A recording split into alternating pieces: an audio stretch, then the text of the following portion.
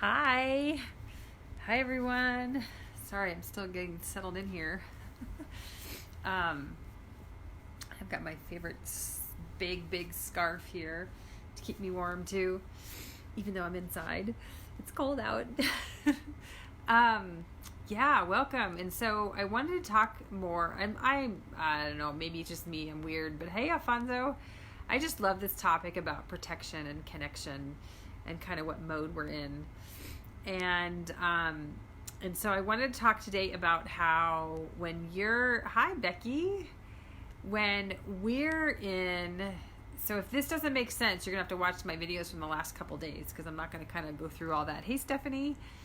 So when we're able to connect and we're in a connection mode and we're feeling open and so forth, and then the other person, and I'm thinking more of like a child, or say it's a partner, they're more in protection mode. So they're really not feeling safe they're not feeling safe in that moment.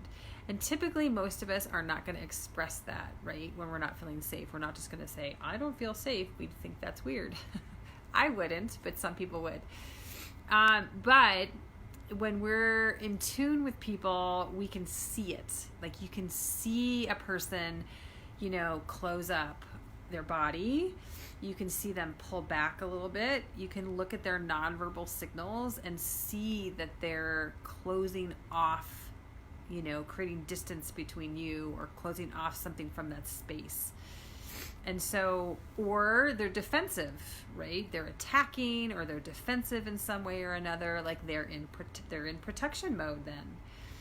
And so what do we do in those situations? Like they happen all the time, right? It's so common. And it's actually a great position to be in, because oftentimes when one person goes into protection mode, they're protecting themselves, they're being defensive. That oftentimes triggers the other person to also go into protection mode. And that's where this is so incredibly powerful, is that when we can practice this on a regular basis, and when we're able to pay attention and attune with other people, we can notice what's going on with them and prevent ourselves from going into protection mode. It's not 100%. We're human beings, and sometimes we can't help it. It's just a neurobiological reaction to our environment. But the more we practice, the wiser we get, and the more capable we get of controlling ourselves and noticing, ooh, look at them clam up and be quiet and not able to look at me in the eyes anymore. Like those are all signs that someone's going into protection mode, and then we can respond to that in a loving way, in a kind way.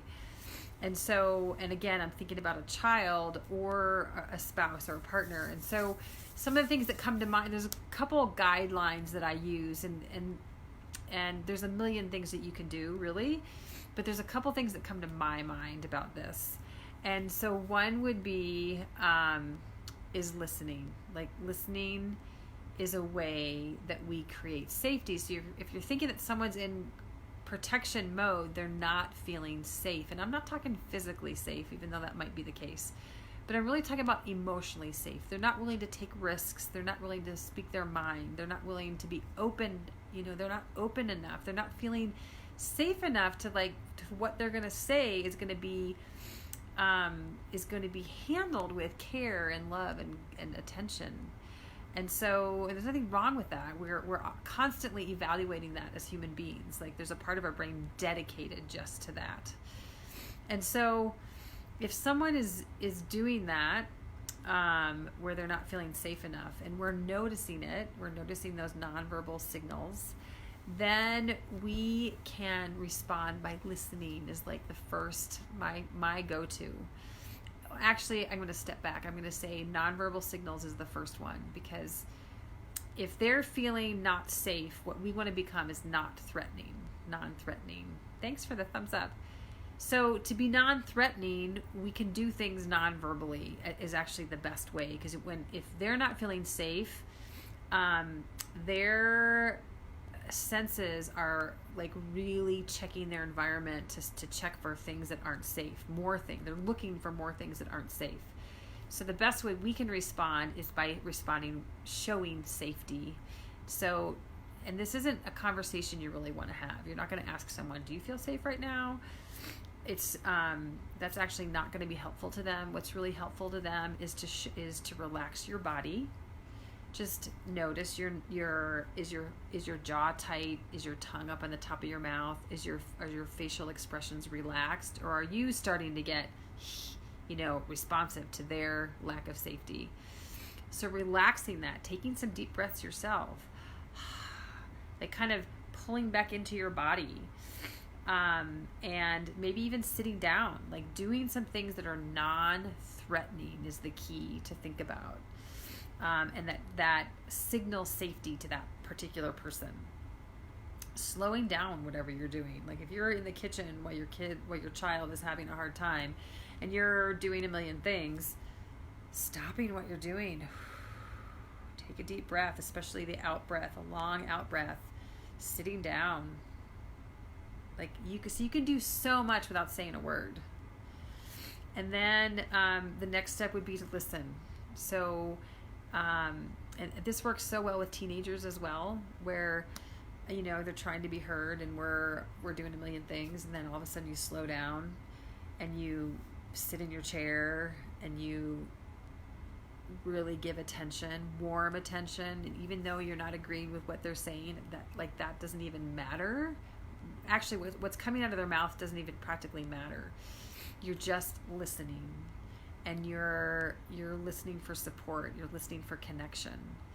These are the things that are going to start to signal their system neurobiologically that they're safe and that everything's okay with you. This is going to help them so much to shift back into connection. And so those are the steps that you want to take: is non-threatening, nonverbal signals, and slowing down and listening. Not like trying to reason with them, not trying to get your 2 cents in and tell them how it is and tell them how they're wrong and tell them how they're not thinking clearly. Like, none of that matters. Just they can get to that themselves, quite truthfully. And that's part of the process of listening, is believing that they can get that to themselves by themselves, believing that they actually are smart, even though what they're saying right now doesn't necessarily make a lot of sense. Knowing that they can get there on their own. That's what real deep listening is all about. And then a third thing that I think is super valuable to try is to, and I haven't even asked you to say anything at this point in time, right? If you're going to say something, I think one of the greatest things you can say in that moment would be, what do you need right now? Like, what do you need right now? It's really opening up for them. Again, it's focusing on safety. It's letting them know that they have some say and empowerment in terms of what happens next, and that you're there for them. Because what happens when someone's in protection mode, they tend to feel completely alone in the world. Like they're surrounded by wolves and they're completely alone. And they forget, they even forget that you're there, or that you might even be on their side. Like you might be the enemy. And we all know how this works with teens, but this can be in relationships as well, that this happens. That they're forgetting that you're there for them, and you're on their side too, and you want good things for them. And so since they've forgotten that, you're there, and they think they're all alone, posing that question, like, what do you need? What do you need right now? Or how can I help you, would be another way to phrase that. Are great ways to help trigger in their mind, oh, I'm not alone. Oh, someone's here for me. Someone wants things to be good for me.